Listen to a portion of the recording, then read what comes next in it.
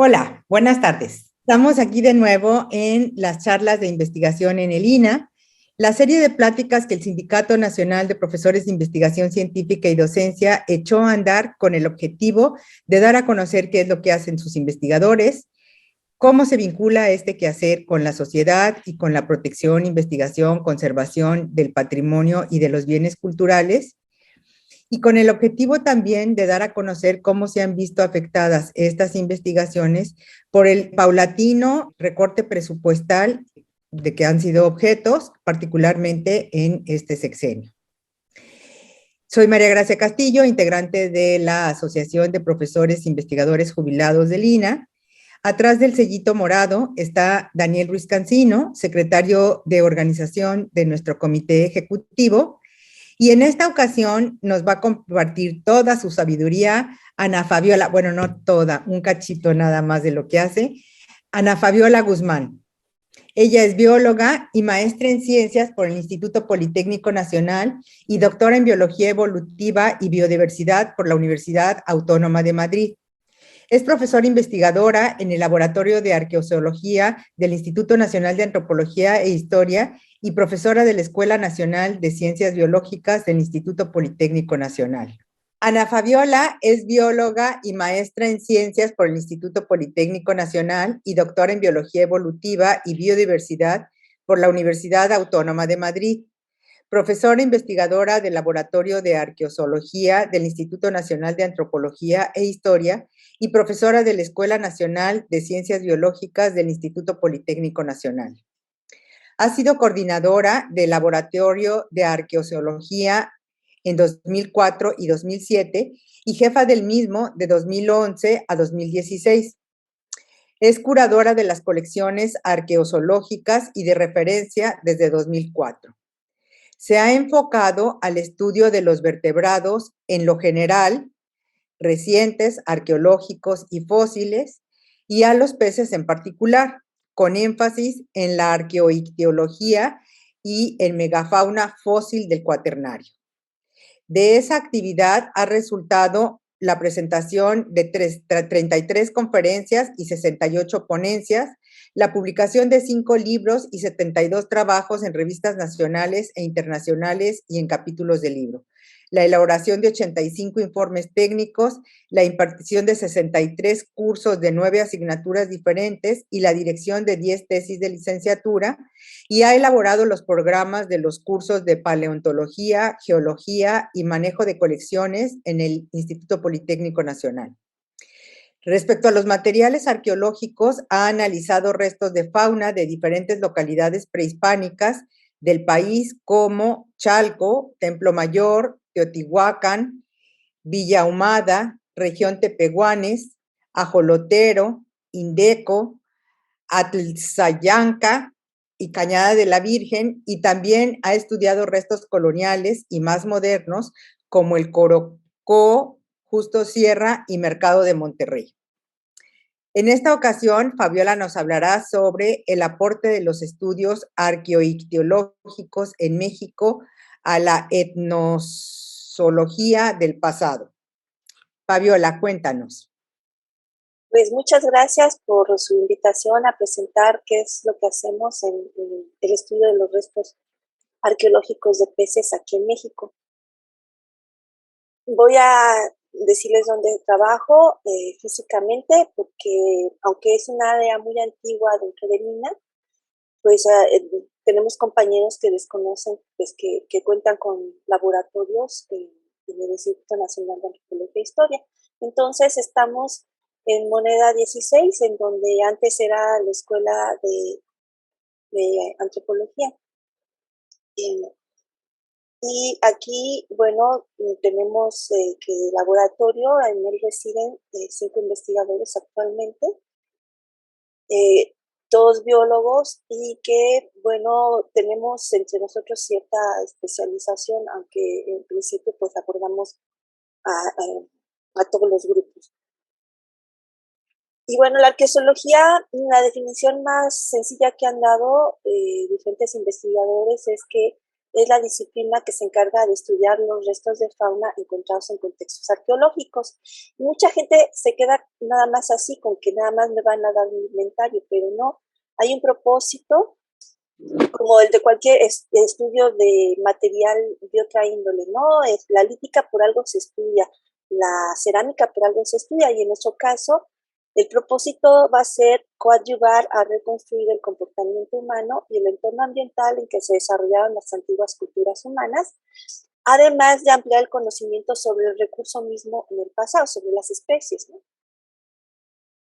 En México podemos distinguir que se desarrollan 4 zoologías. 2 de ellas tienen que ver desde el punto de vista netamente biológico, y la división es una división temporal. Entonces, a lo que llamamos fauna fósil, que estudia la paleozoología, es desde que tiene su presencia, desde que existe registros de evidencia de animales hasta el presente. Bueno, aquí le estoy dando 700 millones de años, eso es a nivel mundial, no es en México, es a nivel mundial.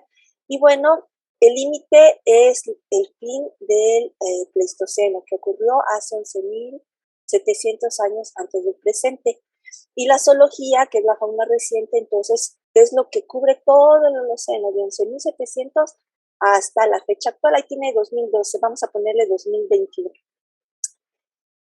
Y bueno, ¿cómo encaja entonces los restos arqueológicos en México? Bueno, en México sus límites van desde la presencia más antigua que se tiene de registro, que está en el sitio del Cedral en San Luis Potosí, y actualmente, bueno, hay un sitio al norte de Zacatecas que confirma pues una edad semejante, hasta 1521, en que se supone que cayó el Imperio Azteca, ¿no? Pero esos límites son artificiales porque el límite inferior se puede ir moviendo hacia más antigua a medida que podamos encontrar evidencias de presencia más temprana del hombre, y porque también los grupos humanos incorporaron material fósil a sus contextos, o han sido de manera incidental. Ejemplo de ello tenemos los dientes y espinas de rayas fósiles en Palenque, en unas ofrendas, y tenemos de manera incidental restos de mamut y de un organismo que se les llama brachiópodos en sitios de Chalco y de Villa Ahumada. Y como la intención, bueno, y el límite superior se puede ir moviendo porque otros grupos indígenas fueron conquistados con posterioridad a esa fecha, y porque los métodos que se aplican en la arqueozoología, que no son privativos de la arqueozoología, se pueden aplicar a sitios coloniales, más modernos, a estudios de fauna, de dieta, en fin, a muchos otros, ¿no? No nada más al aspecto cultural. Y bueno, justamente cómo se enlaza con la etnozoología, que nuevamente este estudio cultural de la fauna lo enfocamos a grupos actuales, pues bueno, porque en la cuestión de por qué lo están usando y reinterpretar esta cuestión del aprovechamiento que hubo de los recursos, pues estamos incursionando también en la etnozoología, pero con otro tipo de evidencia, con la evidencia de restos arqueológicos. Bueno, y entonces aquí viene un ejemplo de todo lo que se puede estudiar. Si nosotros encontramos un resto biológico, un hueso, una concha. Y, por ejemplo, nosotros cuando caminamos en el campo, haciendo nuestros recorridos, podemos encontrar vacas muertas. Pues, si el vecino nos viene y nos tira la basura y abrimos para ver de qué vecino posible podría haber sido, y vemos restos de sus comidas, pues podemos saber muchas cosas, ¿no? Entonces podemos saber qué comía, qué especies están involucradas, qué tanto se los comían, por ejemplo, ¿no? Pero el aspecto biológico puro es en principio nada más qué especies son, cuántos hay de cada cosa, eso, qué modificaciones puede presentar, por ejemplo, patologías o otras deformaciones que no necesariamente sean patologías, como vamos a ver más adelante. ¿Qué edad pueden tener? estos materiales y en qué condiciones pues están apareciendo, cómo se enterraron o si están en superficie, qué sé yo, ¿no?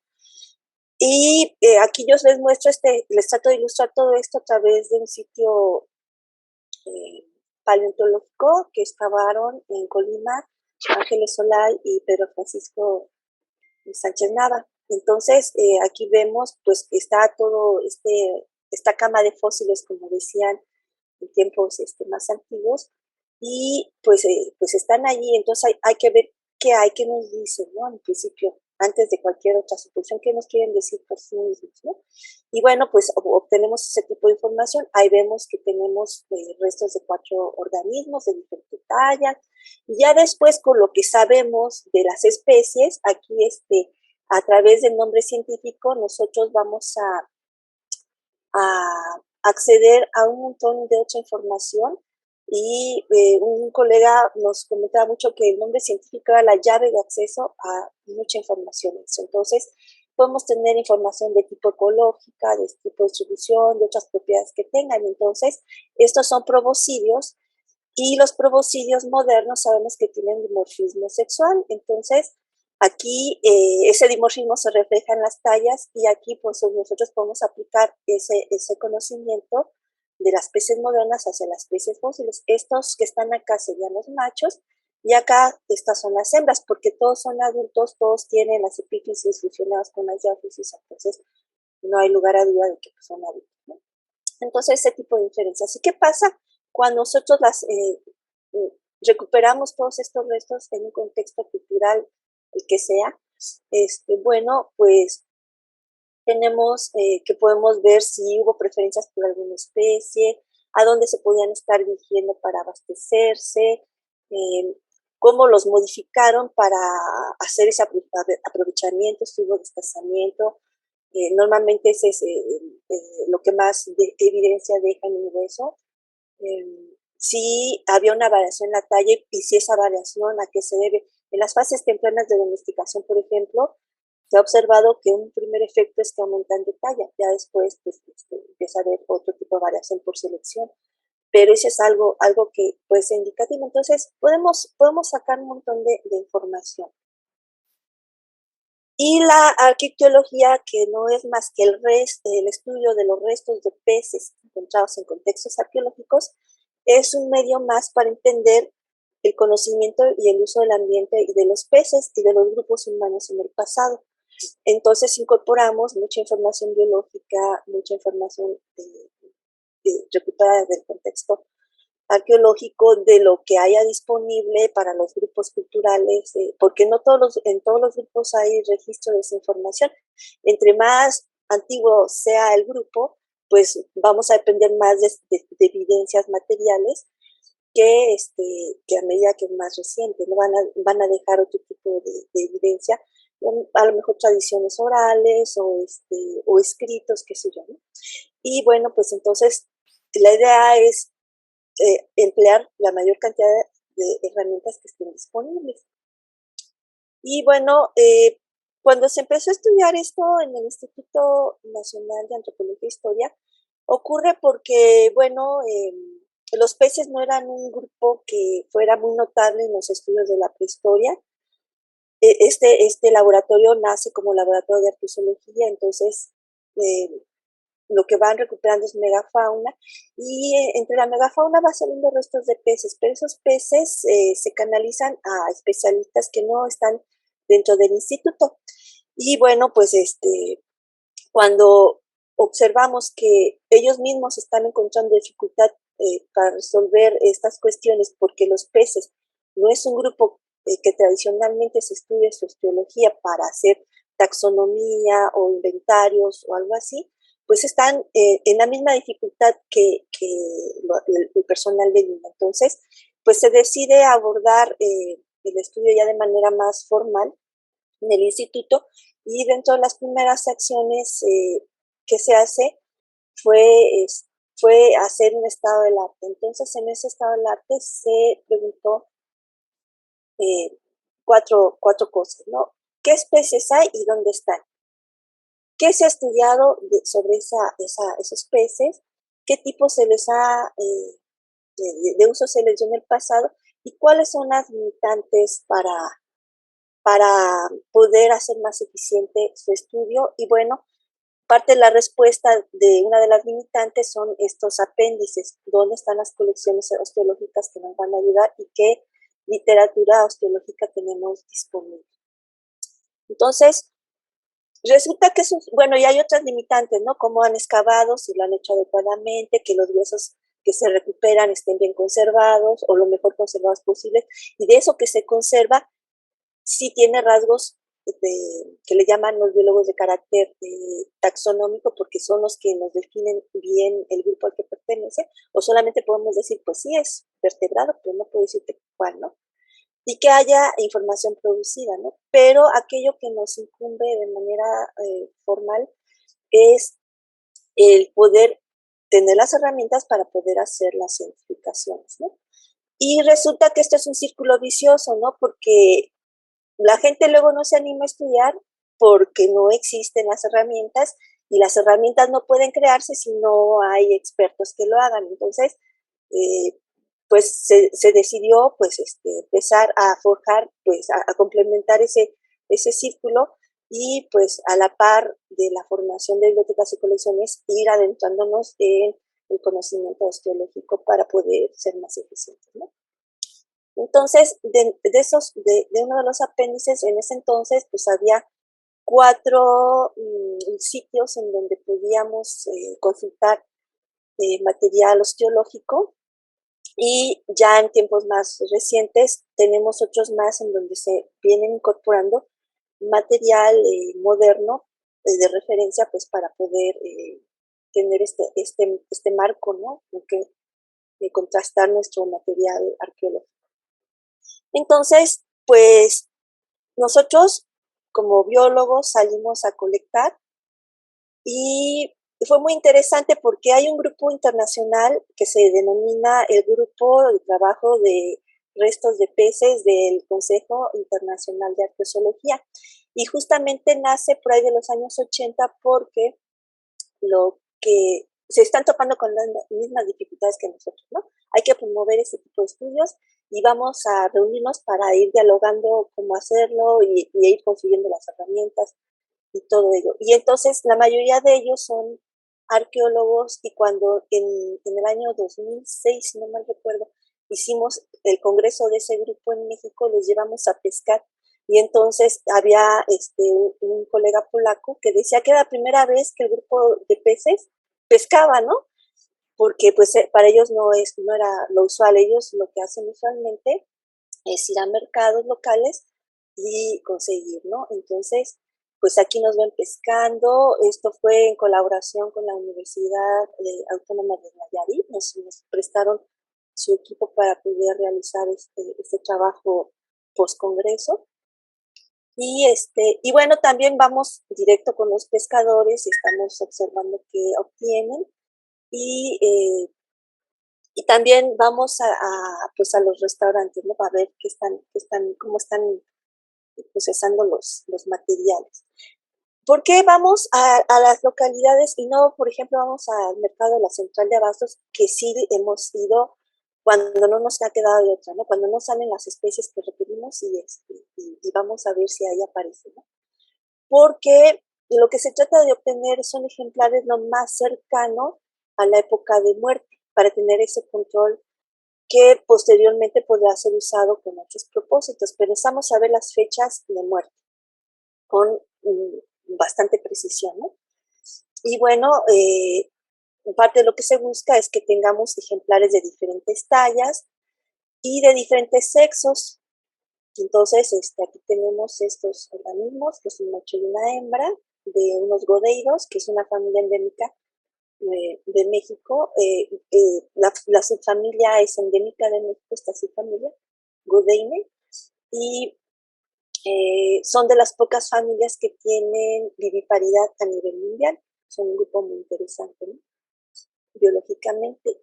Y bueno, ustedes hay que obtener los esqueletos, pero les decía que normalmente los peces se identifican por sus caracteres externos y entonces hay que hacer una labor para asegurarnos de que la especie está correctamente identificada, porque una vez que lo pongamos esqueleto, ya no vamos a tener suficiente evidencia pues, para poder hacer correcciones, a menos que dejemos un voucher en nuestra colección que pues, conserve ejemplares en líquido. Entonces, pues hay que leer esas descripciones, las claves, identificarlos, y bueno, después viene la fase de preparación, ¿no? Entonces, en esta fase, pues, los medimos, y registramos amigas en los catálogos de preparador, los pesamos, los examos, los evisceramos, ahí es cuando los examos, recuperamos contenido estomacal, tomamos muestras de escamas o de piel, después los almacenamos temporalmente, ya preparados para empezar a descarnar. Bueno, hay una fase previa de fileteado, y después esa comida, pues es comida, pues a veces hacemos en el día del biólogo, pues algunas recetas ahí y repartimos. Y bueno, preparamos de manera manual. Es un proceso pues un poco largo, desde que se colecta hasta que se concluye pues la obtención como esqueleto, y todavía falta catalogar y numerar los huesos, ¿no? Y bueno, lo hacemos de manera manual porque nos permite tener control sobre la desarticulación. Hay otra manera de preparar esqueletos que es por maceraciones, simplemente dejar pudrir en un frasco el material, pero ahí no tenemos control sobre la desarticulación, y tampoco tenemos control sobre qué tanta grasa va a permanecer en el cuerpo, ¿no? de los huesos, porque a los huesos hay que dejarlos con cierto nivel de grasa, pues para que no estén frágiles y se rompan con la manipulación. Entonces aquí ven el control, vemos esta es una raya, vemos su aleta, vemos que está constituida de muchos elementos. Este es un fragmento es una observación del cráneo, que también está formada por muchas partículas que si lo dejáramos podrir, pues podríamos perder eso.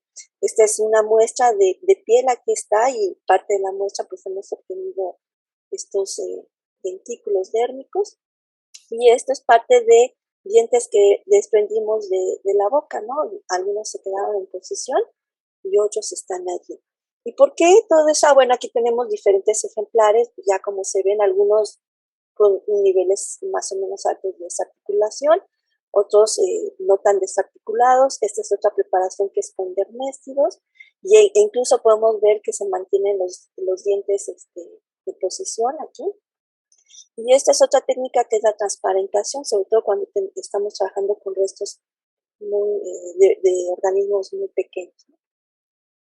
Y esto todo, ¿por qué? Pues porque se recuperan evidencias de los peces en muy diferentes maneras, muy desarticulados y bastante visibles a simple vista, otros completos, muy pequeños, y pues piezas microscópicas. Este es un diente mandibular de un pez sierra. Y bueno, con el tiempo pues ha venido incrementándose, y aquí vemos justo en la década, a mitad de la década de 1985, cómo se va incrementando la cantidad de ejemplares vueltos esqueletos que tenemos en la colección, a raíz, pues ya les comento, pues de tomar esa decisión, ¿no? Y actualmente pues tenemos 470 especies, que son las más comunes que se encuentran en el mercado, o frecuentes de colectar. Y aquí quiero pues agradecer a un montón de gente que ha colaborado, y pues el presupuesto que tiene el laboratorio es bastante exiguo. Nos recortaron un 20% durante el sexenio de Peña Nieto, que lo hizo más exiguo. Nos lo querían volver a cortar otro 20%, recordarán en ese entonces, pero la administradora, pues con todo lo que ella conocía ya de los laboratorios, pues defendió el presupuesto de este centro de trabajo, y pues bueno, todavía a la fecha lo mantenemos. poquito, muy exiguo, pero lo mantenemos, ¿no? Y eso quiere decir que todas estas gentes, la mayoría lo hizo de manera voluntaria. Y eran muchos de ellos estudiantes de ciencias biológicas. Bueno, aquí vemos, pues, ¿por qué medimos? Bueno, pues porque a través de medir los huesos podemos después establecer ecuaciones, o por comparación, si no tenemos suficiente material para hacer ecuaciones estadísticamente fuertes, robustas, pues podemos ver las tallas, ¿no? Entonces, aquí tenemos individuos de mayor talla que los de acá, son 3 especies. Estos son bagres, son espinas pectorales, son, hay que tener habilidades para hacer la captura de estos organismos. Los pescadores son perfectamente hábiles. Un biólogo, si no lo sabe obtener, pues se podrá picar con estas cosas. Entonces aquí vemos cómo en este género, que es un género bagre, en esta especie, cómo va creciendo todavía y forma estas barbillas tan peculiares de los bagres, ¿no? Entonces, pues nos permite ver cómo el número de serraciones pues va aumentando con la edad, y pues con eso pues comparar con el material arqueológico que tenemos aquí. Este es de un sitio en Sonora, es el sitio Guatabampo, que vamos a platicar también más adelante. Y los huesos pueden presentar deformidades, y les decía yo que no todos son patologías. Esta es una deformidad que se llama hiperostosis, que los peces no les pasa nada si la desarrollan, pero se ha observado que es especie específica, es decir, que adquiere una morfología que nos puede ayudar a reconocer qué especie está involucrada. Y no nada más es la morfología, sino qué huesos son los que están implicados. Entonces, aquí estamos viendo 2 especies de que llaman papelillo, también le llaman pez luna o jorobado. Entonces, aquí tenemos una especie que esta deformidad solamente la desarrolla en la cresta supraoccipital, es craneal, y aquí vemos un individuo pequeñito que esto más claro es que ya empieza a desarrollarse el centro de osificación, pero en realidad no le da volumen hasta ya más a tallas más grandes, ¿no? Y esta es otra especie, que es el Enebre Bomer, y aquí vemos que esa deformidad se desarrolla no nada más en la cresta supraoccipital, sino también en otras porciones del esqueleto. Estos son supraneurales, están aquí. Entonces, cuando encontramos esto en Templo Mayor, estas 2 estructuras, más pequeño que pero que tenemos presencia de este supraneural también, pues no tenemos ningún conflicto o duda en asociarlo, en asignarlo a la especie Selenebra. Y otro ejercicio que se ha hecho es recuperar información de las fuentes documentales y pictográficas. Entonces, hay 2 ejercicios ya publicados, y bueno, en este último se recuperaron pues la información que aparece en estas ilustraciones, y es un ejercicio que ya vienen haciendo desde hace tiempo diferentes áreas a nivel federal. Por ejemplo, en los años 50, lo que era pesca, no me acuerdo entonces cómo se llamaba, pero era el sector pesca, ya había hecho alguna recopilación de este tipo de información, y a lo largo del tiempo ha hecho otras recopilaciones, y luego ahorita está el Instituto de Nutrición también incorporando como parte de la cuestión de la alimentación, está recuperando pues toda esta información. Entonces, digamos que es un tema reiterativo trabajar con las fuentes pictográficas.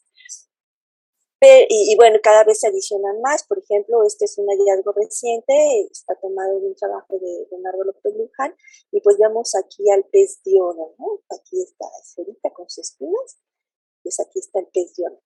Pero este trabajo además consideró buscar dónde estaban los sitios pesqueros mencionados en las fuentes del siglo XVI. lo que relataban los cronistas, ¿no? Sobre todo los cronistas. Entonces, el documento que más se trabajó o que proporcionó más información fueron las relaciones geográficas del siglo XVI, ¿no? Y aquí se muestran pues, varios sitios donde se pescaba y donde había pesca indígena y donde había pesca más española, ¿no? Porque recordemos que como parte de los acuerdos que surgen entre los pobladores nativos y los que llegan, es pues designar ciertas actividades económicas y la pesca en aguas de agua dulce quedó a manos de la población indígena y lo demás pues no quedó definido, pero ahí fue donde aprovecharon los españoles, ¿no? Desarrollar pesquerías importantes en varias zonas, ¿no? Por ejemplo en Veracruz o en la zona de Nayarit. Entonces, bueno, se van marcando esos sitios, ¿no? donde hay mención. Bueno, entonces, de 1997 a 2020 sí ha aumentado la información, se han vuelto más conscientes en informar dónde hay registros de peces, aunque muchas veces solamente quede como evidencia pez, ¿no? Porque son vértebras que son relativamente difíciles de identificar si no tenemos otros huesos asociados que nos ayuden a centrar la investigación hacia qué grupos. Y bueno, se han prácticamente duplicado el número de sitios y el número de especies, ese sí se ha elevado todavía más, ¿no? En el conocimiento. Y las zonas que más información nos están proveyendo, pues es la zona Maya, que es una zona pues en donde hay mucha investigación arqueológica. Y luego la parte del Golfo de México, sobre todo en Veracruz. Y Aridoamérica, por ejemplo, era una zona poco estudiada, pero a raíz de que se están trabajando los concheros, que ya se están metiendo pues en serio a hacer esos trabajos, porque aunque sabemos de la existencia de concheros y de restos de peces desde los años 40, casi nadie ha querido pues entonces indagar estos sitios, ¿no? Entonces, estos hallazgos pues han sido relevantes, ¿no? Entonces ya vamos conociendo más cada vez más, ¿no? Y ahorita les voy a presentar algunos casos en donde yo estoy participando o directamente he hecho el estudio. Y 3 de ellos vamos a trabajarlos, están en la zona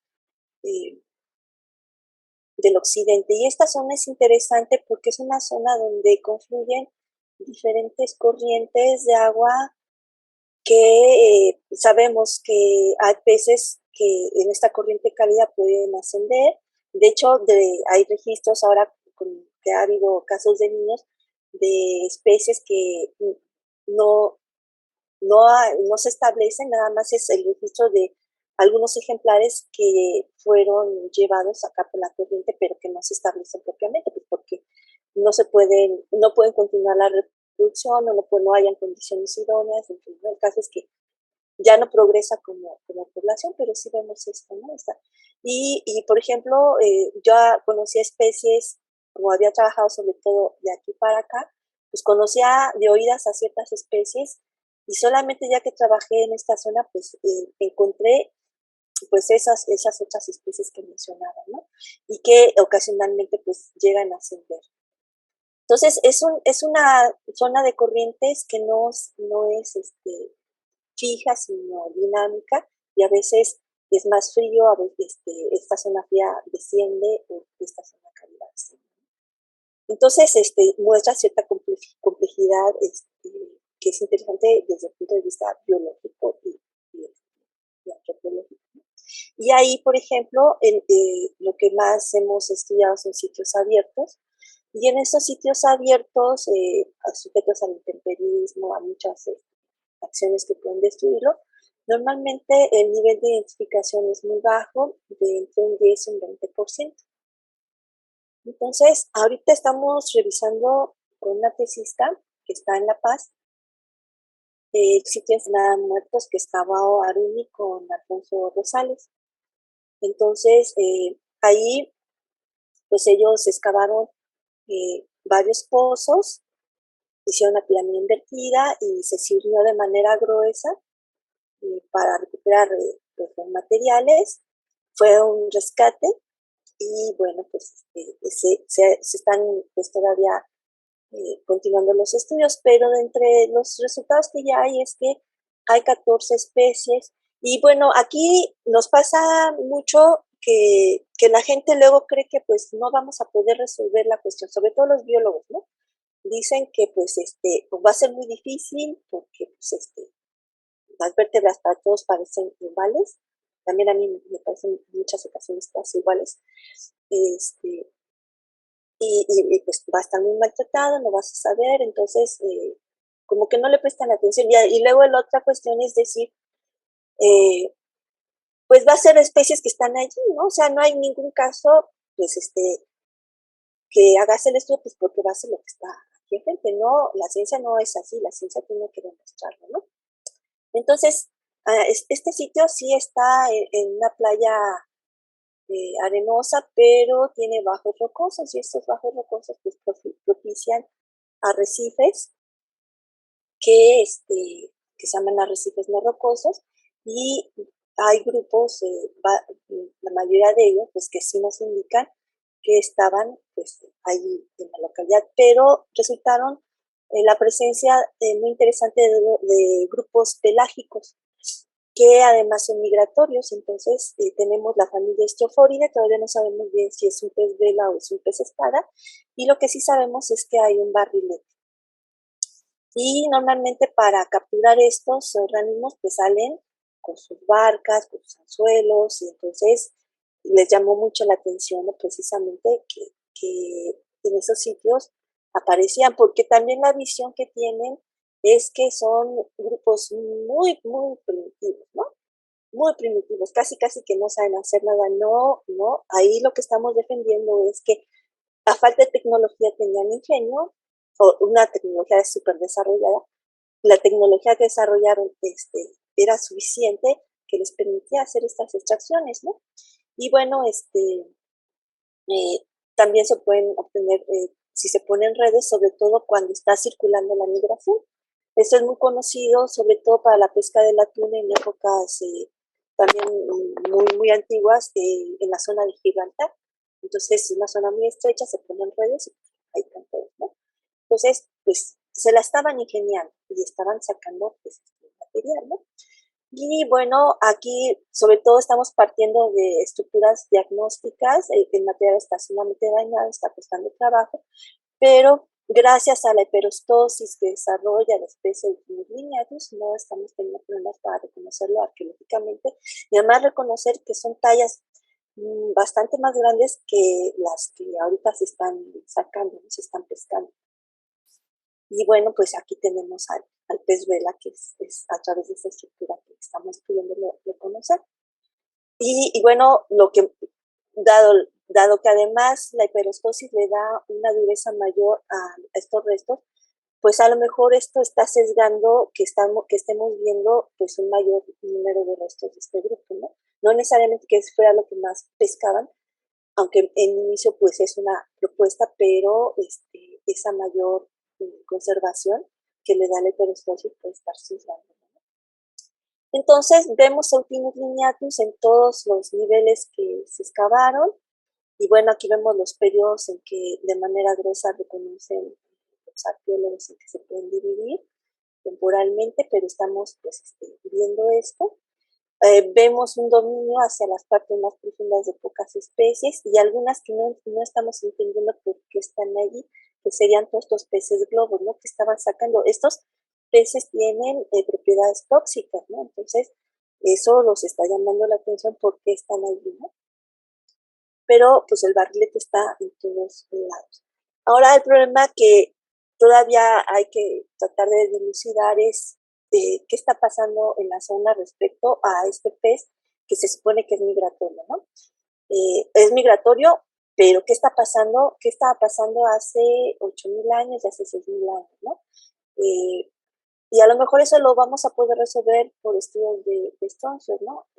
Isótopos de estroncio, porque, bueno, hace 8.000 años, básicamente toda esta zona estaba dominada por una corriente cálida Y acá, pues ya tenemos esta oscilación, ¿no? Entre la presencia de las corrientes. Entonces, ya para cuando estaban estos grupos extrayendo estos peces, efectivamente ya estaba esta corriente y entonces los organismos a través de sus isótopos podrán indicarnos otras, que estaban produciendo otras zonas o eran poblaciones que estaban pues más bien establecidas tanto en la corriente cálida y pues no tenían que moverse mucho. Toda esa cuestión a nivel biológico todavía hay que entender.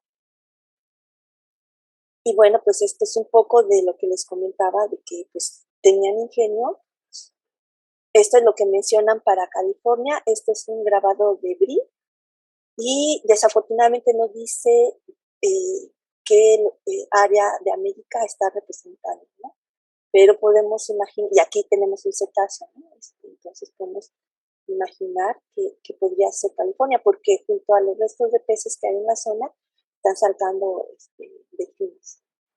Bueno, otros dos sitios en esa zona. Tenemos aquí, estos se estudiaron de manera junta, en una nueva revisión, que es lo que nos permite una colección arqueológica que existe en el laboratorio.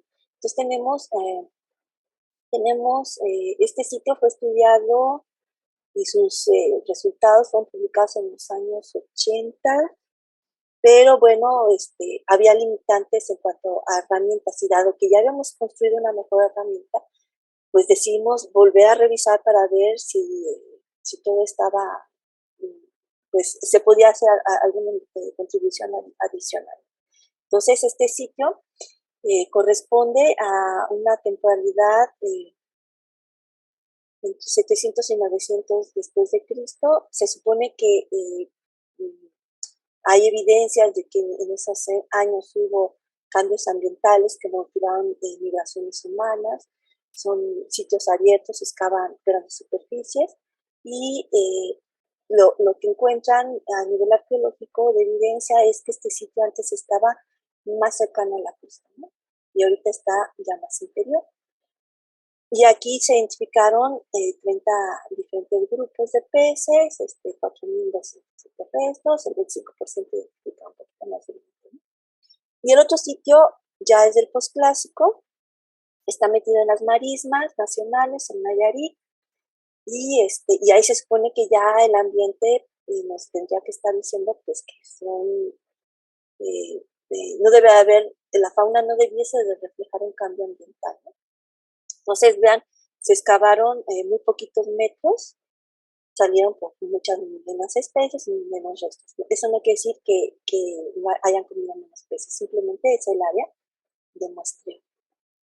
Entonces, ¿qué encontramos? Bueno, ahí encontramos que tenemos en el sitio de San Felipe, de Huatabampo, que es el más antiguo, encontramos algo que no habían visto antes, que era la presencia de especies de agua dulce y que nos indicaba que ese sitio sí estaba en la costa, pero también tenía aportes de agua dulce que permitían el establecimiento de especies, no cualquier especie, sino de especies primarias que son dulceacuícolas estrictos. Entonces, ellos no son capaces de estar en un sistema estable, pues tendrían que estar más cerca. Y bueno, entonces ahí vemos que no era estrictamente pues, un estero, una entrada así directa del mar, una influencia muy fuerte del mar en el río, ¿no? Sí observamos la presencia de marinos estrictos, que son estos que están en rojito, los estemoálidos, y que nos habla de esa proximidad hacia la costa, ¿no? Y en cambio, en el sitio San Felipe Astatán vemos los marinos estrictos menos representados, los marinos que toleran cambios en salinidad, que son los propios de zonas escorinas, bien representados, y esta abundancia de peces de agua dulce, ¿no? Entonces, sí nos está reflejando este ambiente bien, de forma adecuada, y aquí estamos encontrando pues estos tipos de hallazgos, ¿no? Presencia y uso de especies dulceacuícolas. Y esto también, si lo conjuntamos con el hallazgo de cocodrilo que se reporta allí, de presencia de cocodrilo, más al norte de su distribución actual, pues no está implicando, ¿no? Esta importancia de los ambientes acuícolas que también fueron usados de agua dulce por este grupo humano, ¿no? Y estos son los dos grupos implicados. Este no tiene problema. De agua dulce, este es secundario, es un pez secundario que se mueve por las partes bajas, así es como va invadiendo las zonas de los ríos. Y estos primarios de agua dulce, su distribución actual está así dibujada, entonces, y el sitio está acá. Entonces, ¿qué está pasando? ¿No? Necesitamos mezclar más quizá acá, los biólogos no han reportado más hacia abajo, o estaban yendo hacia esa zona, no sabemos. Bueno, vamos a mover ahora al centro de México, a un sitio que se llama Urichu, que está pues a la orilla, aquí se me movió, pero está a la orilla del lago de Pátzcuaro, y ahí el grupo de trabajo de Helen Pollard recuperó una tumba, y en esa tumba había unos cajetes, y este estaba destapado, y este estaba tapado, entonces no le prestaban atención, pero cuando destapan encuentran un montón de huesitos, y se regresan a revisar y también había un montón de huesitos. Entonces, pues ahí nuevamente vienen las cuestiones un poco de la hipótesis que ellos manejan, ¿no? Pues era pescado blanco. Pues ¿por qué pescado blanco? Pues porque pescado blanco pues, es lo que más se consume en la zona, ¿no? Y entonces dijimos, pues, bueno, entonces ya saben que es pescado blanco, pues para que lo traen, no hay que confirmarlo. Bueno, pues entonces lo confirmamos y no fue pescado blanco, fue un godeiro.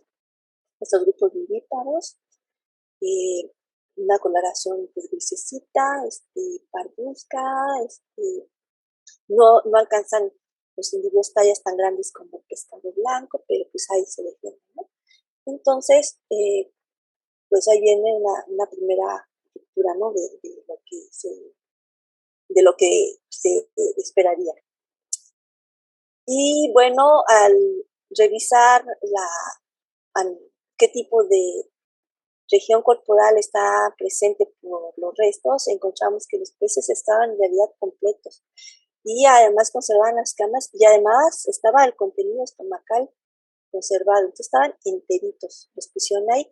Lo que no sabemos es si tuvo alguna cuestión también de preparación, como fuera a secarlos o salarlos, ¿no? Porque actualmente lo que hacen los pobladores, porque en una investigación previa que voy a mencionar a continuación de esta, habíamos ya ido de colecta y ya habíamos observado que los pescadores con los dedos pulgares apachurraban el vientre y sacaban el contenido estomacal, ¿no? Entonces, ¿por qué estaban estos completos? Estaban recién salidos de la laguna, no sabemos. Y lo que sí podemos observar a ojo así simple vista es que los que estaban puestos en los cajetes más tardíos eran de diferente tamaño a los que estaban puestos más posteriormente, ¿no?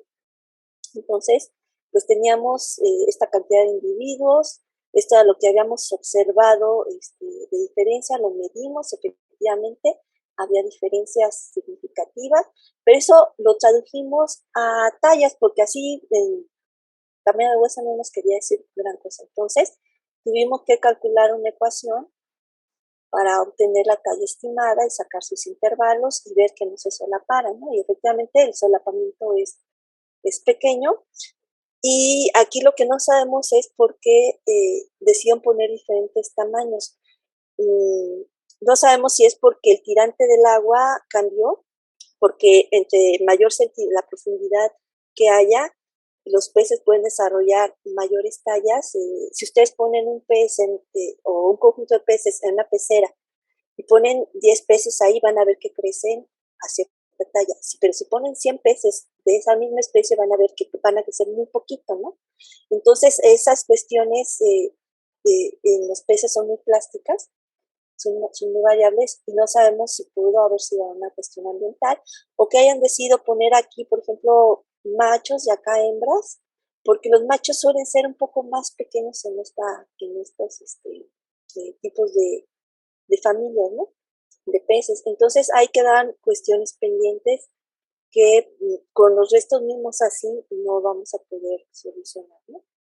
Y este es el trabajo previo. En el trabajo previo nosotros pudimos resolver el anterior de manera muy rápida porque como parte de mi maestría, estuve con un grupo de trabajo en el Politécnico que estaba estudiando godeiros, y los godeiros, pues como los vivíparos son peces poco conocidos y son muy interesantes saber las estrategias que desarrollan para haber adquirido esa viviparidad en el tiempo, pues se estudian. Entonces, los peces godeiros son más conocidos en ese sentido por el estudio de la gónada femenina y de sus embriones, y más que del macho, porque el macho su aleta es muy sencilla, ¿no? Es nada más un ligero acortamiento de la aleta anal y que actúa no como órgano estrictamente intermitente como le hace otro grupo que son los guppies, pero sí con ellos transferir el esperma hacia la hembra y pues interiormente tampoco está muy modificada, pero bueno, sí hay ciertas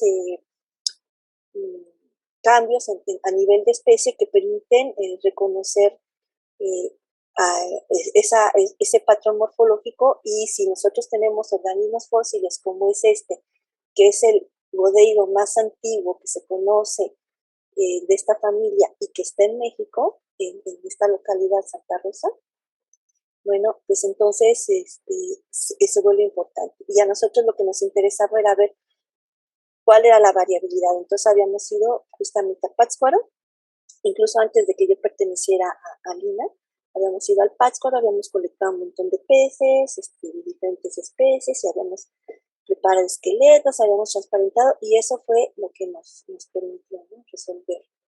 Entonces, aquí con esto quiero manejar cómo la interrelación con diferentes aspectos de lo que se trabaja en el INA, que finalmente la osteología pues permite resolver diferentes problemáticas.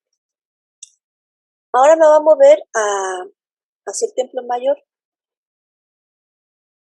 Entonces, este sitio, los restos de peces habían sido ya previamente estudiados por otros colegas, y nuevamente, pues cuando se intenta hacer la reconstrucción de una ofrenda como parte de la sala 6 de fauna, se encuentran con ciertas dificultades que lleva a tener que reanalizar esa ofrenda y a la larga varias otras de esas ofrendas. Y lo podíamos hacer ya mejor porque teníamos mejores herramientas y cada vez más experiencia para ir abordando esos estudios, ¿no? Entonces, bueno, recordemos que el Templo Mayor está aquí en el centro del país y que empezó pues como pues, un grupo que rendía tributos a otros, y al cabo de cientos años dominó pues regiones que abarcaban ambas cosas, ¿no? Y que para ellos es muy importante la orientación en el aspecto ceremonial, pues de sus edificios, de sus ofrendas, de lo que contienen sus ofrendas, ¿no? Y eso pues se veía reflejado precisamente en las ofrendas del Templo Mayor, en una ordenación de estos materiales. Y entonces, Templo Mayor fue muy importante en el desarrollo de la arqueología, pues porque no había manera de escaparse a no estudiar a los restos de fauna, ¿no? Están allí, quieren decir, no era como en los poncheros, ¿no? En los sitios abiertos, pues bueno, eso está medio complicado y debe ser todo, y pues nadie se va a dar cuenta, y lo vamos a poner en otro montículo, y lo que le daban más peso era a la cuestión de las ofrendas. Parece que eso también pasó en Palenque. Al ir excavando, removían contextos domésticos y los van a acumular en otra zona, y entre esa zona pues hay restos de lo que se consumía, ¿no? Entonces, pues bueno, aquí fue, pues no te puedes mover a otro lado, tienes que estudiarlos porque los tienes que estudiar. Entonces, de lo que en ese momento se reunió toda información, se trató de ver, pues, qué ofrendas eran semejantes entre sí. Entonces, este es un dendrograma tomado del libro de Leonardo, y nosotros decidimos reanalizar las ofrendas de 59 peces en el complejo A, que es de los más diversos en cuanto a objetos y cantidad de objetos que colocaron, ¿no? Entonces, esas ofrendas están posiblemente depositadas ya sea durante el reinado de Moctezuma o de Axayácatl, y están colocadas alrededor del templo, del edificio principal.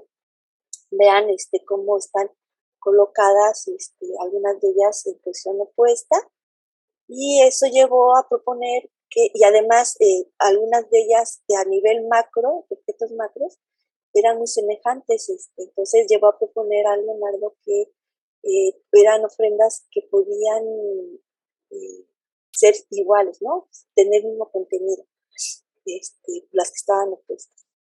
Entonces,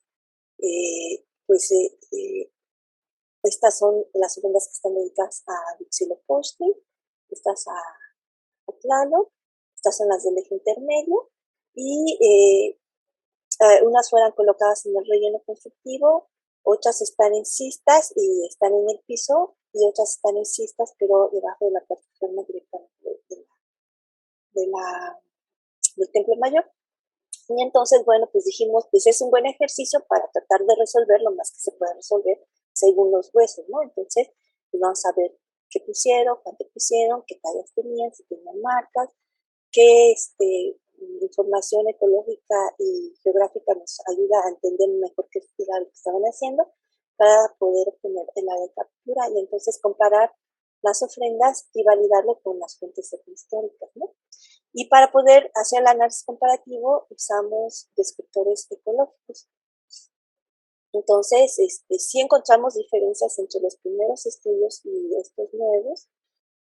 Pudimos recuperar la mayor cantidad de ofrendas, porque parte de la problemática que nosotros tenemos es que luego no envían todo, ¿no? Envían muestras y podemos hacer ciertas interpretaciones, pero a la larga pueden ser incorrectas porque si juntamos con el resto del material, pues ahora resultaba que puede cambiar el panorama, ¿no? Entonces, contar con la mayor cantidad de restos es relevante. Entonces, pues accedimos a mayor cantidad de restos y sí hubo cambios, ¿no? Vemos aquí las especies identificadas se duplicaron respecto a los estudios iniciales. Y bueno, este es un panorama grueso que no les pienso pues detallar mucho, pero vean la diversidad que está presente. Y también Templo Mayor es muy importante por la manera en que se ha venido excavando, se ha venido abordando, porque es el sitio interior más rico que nos muestra la diversidad de fauna que se usó, ¿no? Si ustedes van a Teotihuacán, que también es un sitio importante, no tiene esta diversidad de peces o de grupos animales en general. Si van a otros centros relevantes, no tienen esto. Entonces, Templo Mayor es muy interesante en ese sentido, ¿no? Por la cantidad de cosas que se puso. Entonces, bueno, cuando estuvimos jugando con el índice de valor de importancia que conjuga qué tantos individuos hay en total y en cuántas ofrendas se presenta, entonces vemos que son relevantes muy poquitas especies importantes. Entre ellas, que le llaman pajarito, que le llaman agujón, que es la vieja, es uno que le llaman, ¿cómo le llaman actualmente? Ahí no me acuerdo, disculpa. Ese es el pez sierra y el pez llorón, y este es otro pajarito, ¿no? Entonces, esto quiere decir que estos se usaron o ya hacían muchas ofrendas o de manera de muchos individuos en muchas o pocas ofrendas. Ahí es un poquito distinto, ¿no? Entonces, digamos que lo interpretamos como las especies clave dentro del lenguaje de estas ofrendas. Entonces, por costa de procedencia, tenemos que la mayoría pues proceden del Atlántico, tanto el número de especies como de individuos, un porcentaje muy, muy pequeñito del Pacífico y otros no vamos a poder saber. ¿Por qué? Pues porque están a nivel de género, no podemos saber de qué especie eran, o porque la especie se encuentra en ambas costas. Por ejemplo, el agujón que encontramos se encuentra en ambas costas. Y dentro de, por ejemplo, la zona del Atlántico, la más próxima por distancia es la de Veracruz, aunque las fuentes hablan que en algún momento ellos van a Tuxpan. Bueno, pero ya Veracruz o Tuxpan, ellos tienen unas características que muy cerca de la costa se presentan arrecifes. Entonces era muy fácil estar obteniendo tanto material de arrecife como material más cercano hacia cuerpos de agua continentales o como simplemente pues, a la orilla de la playa, ¿no?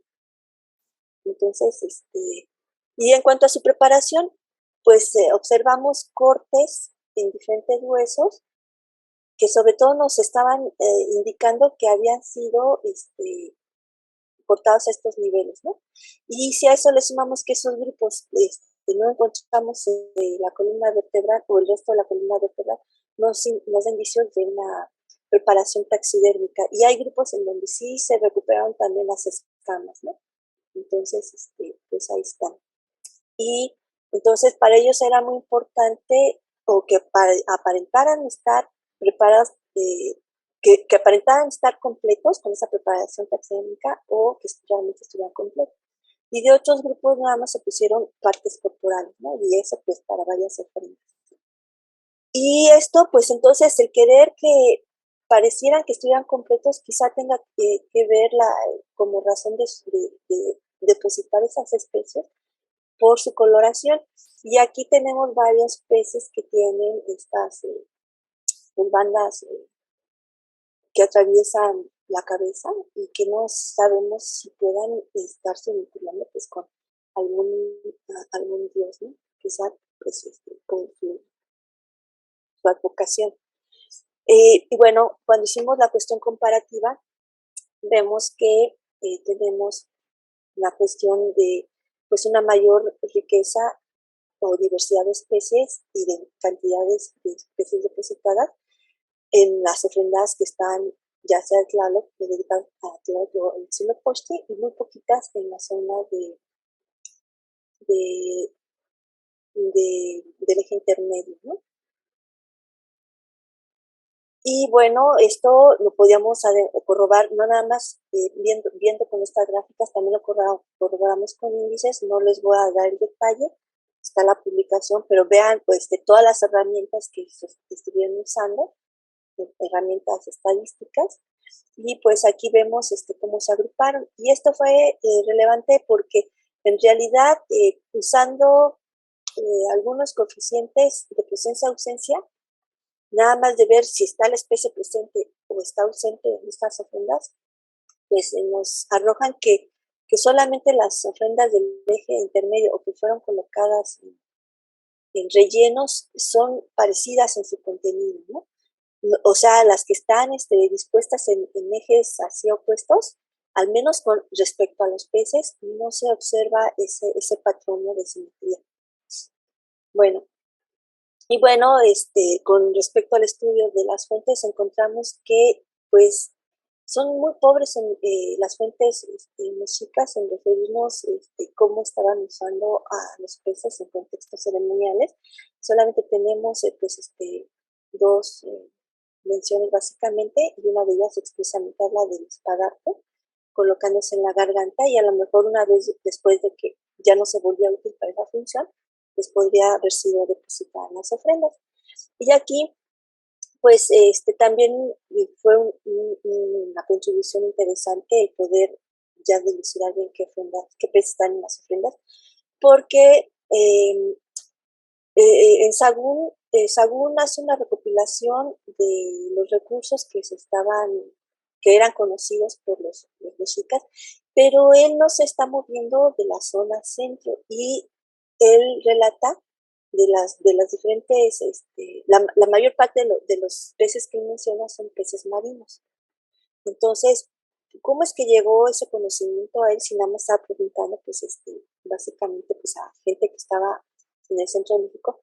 Pues nosotros pensamos que fue porque estuvo preguntando a la gente que estuvo, a los antiguos sabios, que ya para ese entonces pues, eran bastante ancianos, que sobrevivieron pues, a todas las epidemias que hubo, y pues los consultó y ellos le estaban mencionando peces. Y peces que el dibujante, que era un tlacuilo que seguramente era más joven, era un estudiante de colegio de Tlatelolco, porque Sagún estuvo en Tlatelolco, entonces pues lo dibujó a conforme las raíces de la palabra del pez, le querían decir, ¿no? Entonces, un Huitzilopochtli, pues una especie de pez muy alargado, con su pico muy desarrollado y con alas, ¿no? Porque pues tenía que, si era Huitzilopochtli, pues tenía que ser como pajarito, ¿no? Entonces, en un principio, los que estudiaron esto, pues les pareció pues como que seres fantasiosos, pero yo al contrario sostengo que en realidad están reflejando los peces de mayor valor de importancia, o en muchos de los casos que están ofrendados. Y por ejemplo, por mucho tiempo se pensó que era una tortuga, o al menos así lo afirmó Martín del Campo, porque él leyó nada más la parte española del libro de Sagún, del Códice Florentino, y la parte en náhuatl, pues ya dice otra cosa completamente diferente. En una sí asume que es una tortuga, y en la parte en náhuatl dice que es un pez.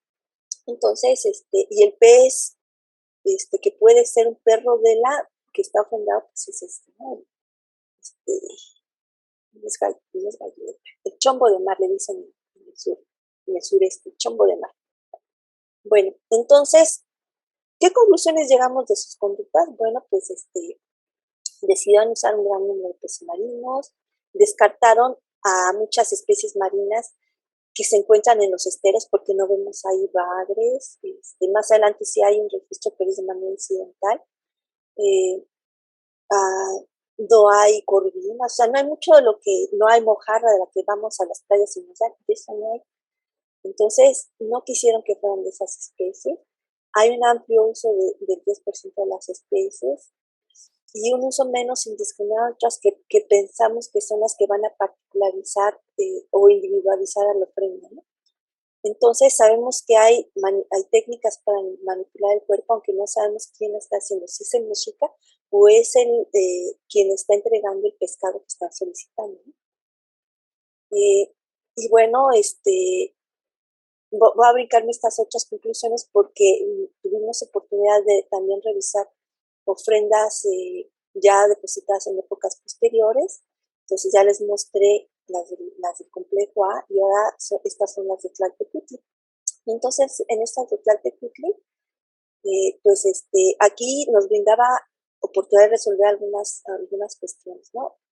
Respecto a las especies ofrendadas, si eran las mismas, y si están especies de alta importancia, si habían sido manipuladas de manera igual, y si estaban viniendo de esas zonas, ¿no?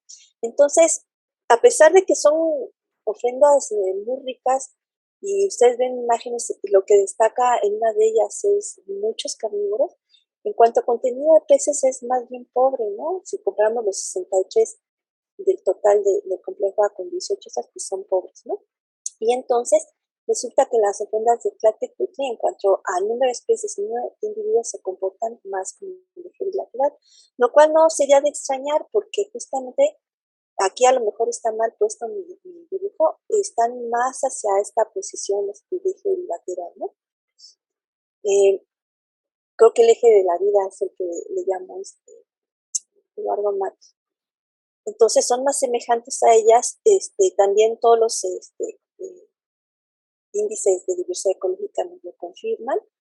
Y con quién se van a parear estas ofrendas, con quiénes son más semejantes, pues nos lo va dando a que son más semejantes, pues en algunos casos sí, justamente a estas ofrendas que están formando el eje bilateral, y en otras a ofrendas en donde también destacó mucho la presencia del pajarito. Entonces, por ejemplo, aquí en esta nos está diciendo que la 13 y la 125 se reúnen por el gran número de pajaritos. ¿Qué significa el pajarito? Eso es lo que nos está costando, porque no tenemos más herramientas que nos hayan dejado los mexicas, ¿no? Entonces,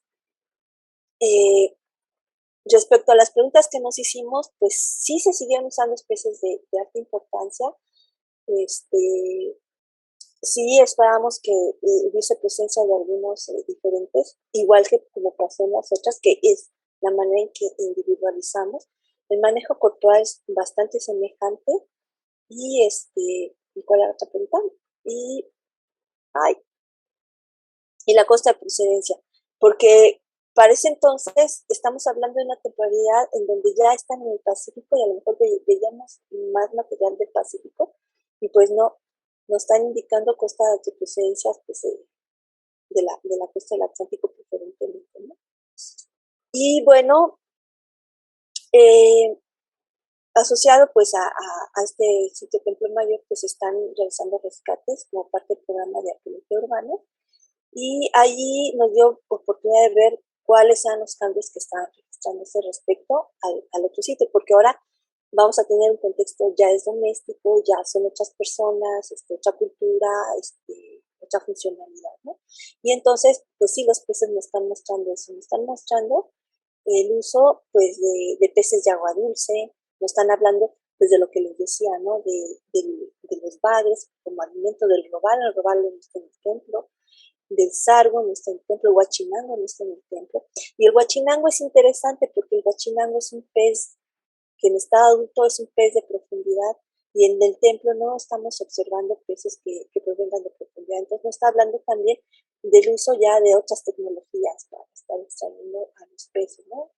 Que son tecnologías que traen los españoles, ¿no? En conjunción con las que se usaban aquí en América. Entonces, pues vemos también que este sitio, el área donde está Tenochtitlán es el área donde se van a sentar los españoles. Entonces estamos viendo una dieta pues, de españoles que sí están usando pues recursos acuáticos, ¿no? Que en un principio no les parecían de muy buen sabor, según varias crónicas, pero bueno, pues están incluyéndolos en la dieta. Y también vemos otro trabajo del cuerpo. Entonces aquí vemos, en el templo mayor no vemos este tipo de cortes en el cráneo, no vemos que estén los huesos de las vértebras rebajadas de esta manera. Este es el material arqueológico, este es también material arqueológico, y es un material reciente tafonómico, son los peces que vimos en el restaurante, y vemos aquí el proceso lateral conservado, y en donde abrieron al pez, pues está cortado el proceso lateral del otro lado, ¿no? Veamos estos otros cortes que nos hablan de que destazaron también hacia este pez. Ahora no sabemos si este corte transversal lo hicieron ya como la preparación de la comida o si desde que se hizo todo el trabajo de este pez, pues incluyó elaborar postas. La posta es un tipo de preparación muy del sur de España. Esto es lo que nosotros conocemos que se hace actualmente en los pescados que vienen, por ejemplo, de Oaxaca, de Nayarit también porque una colonia oaxaqueña se instaló en Nayarit, y también lo vemos en el mural en uno de los murales de Chichén Itzá, este tipo de preparación. Entonces, veamos cómo se van deteriorando, ¿no? Y en el Templo Mayor, pues toda una situación completamente diferente. Entonces estamos viendo este cambio en la dieta, que no nada más se da aquí, hemos visto que hemos tenido de oportunidad de viajar en otras áreas más internas por otras cuestiones de paleontología, meternos a la zona de Tepalcatepec, ahí en esas sierras, y ver los sitios donde venden peces, y no venden peces locales, venden estos peces, ¿no? Entonces es un cambio de mentalidad. Y en Tlatelolco, se observa algo también muy parecido en cuanto al consumo. Entonces, estos restos provienen del sitio que es el caja de agua, la caja de agua que excavó Salvador William. Y entonces, lo interesante es aquí ver el sincretismo, en donde tenemos pues el uso de barcas, de herramientas más prehispánicas con personajes que deben de ser indígenas, pero con ya ropa más a la usanza española. Aquí se ve más esto. Y pececitos que están representando a los peces de la cuenca de México. Y en el consumo lo que se observa pues es nuevamente la mezcla, ¿no? El bobo, un pargo que no sabemos si se aguachinando o no, el robalo, el bagre y otros peces, ¿no? Que nos están hablando pues de este sincretismo y de que quien impuso ahí la dieta fue una manera de ver española, ¿no? Y con algunos elementos nativos. Entonces, pues ya estamos conociendo cada vez más esta cuestión, y lo que ahora es ver, es tratar de ver a los peces, aunque tenemos muy poco material para estarnos aproximando hacia ellos, es ver qué es lo que le ha hecho el humano a estos organismos a través del tiempo. ¿Por qué? Porque estos peces crecen como los árboles, crecen poco a poco, tienen periodos de aceleramiento, que es este anillo un poco más claro, y periodos en donde no hay una temperatura idónea o no hay suficiente alimento, y entonces se tiene el crecimiento. Entonces tenemos estos anillos que se observan aquí, que se observan acá, y y no creo que a nivel arqueológico estén reflejando todavía problemáticas que pueden estar reflejando en etapas modernas muchos de estos recursos por la presión ya de extracción masiva de muchos de ellos, ¿no? Antes, pues, no había la necesidad de extraer tantos individuos del mar, y entonces, probablemente en material arqueológico estamos viendo pues esa estabilidad. Tendríamos que empezar a ver recursos más modernos, compararlos con estos que alcanzan a grandes tallas y ver si están permitiéndolos crecer a a las mismas edades. ¿Por qué eso? Bueno, hay un caso que se estudia con el bacalao en las zonas del norte de Europa, porque precisamente para detener y poder recuperar el recurso, lo que hacen esas comunidades en Europa, en años pues, modernos, es hacer vedas o que nada más se permita la captura de individuos muy grandes, de tal manera que los más pequeños sean el stock para regenerar a las poblaciones que estamos extrayendo. Y no estaban funcionando, y ellos decían, pues tenemos un tamaño de luz así, y no funcionaba. Y cuando se regresaban a ver qué era lo que pasaba, en el registro arqueológico resultaba que los individuos arqueológicos eran muchísimo más viejos que los modernos y no estaban permitiendo que esos individuos, aunque ya tenían las tallas grandes, porque no tenían otros individuos de la misma especie con quien competir por el espacio, lo que les expliqué de la pecera, entonces eran tan grandes que parecían ya de adultos, pero eran todavía unos bebés, ¿no? Entonces no les estaban permitiendo llegar a la mayoría de ellos a una etapa adulta, o sea, a una etapa de reproducción. Entonces, ahí eso implicó un cambio de diseño de estrategias para la recuperación de la especie. Entonces, a mí me da la impresión de que en México ya estamos llegando cada vez más a tener que ver qué está pasando entonces con estos individuos, ¿no? Estas poblaciones. Y hay áreas en donde, pues ya en México todavía no se observa eso, pero hay países en donde ya los peces ya no están saliendo y tienen que hacer importaciones. Nueva York es un ejemplo de eso. Hay que traer pescados de muchos lados del orbe para pues, seguir proviendo el recurso, porque ya en las costas ya no están sacando lo que ellos requieren para que sea económicamente rentable, ¿no?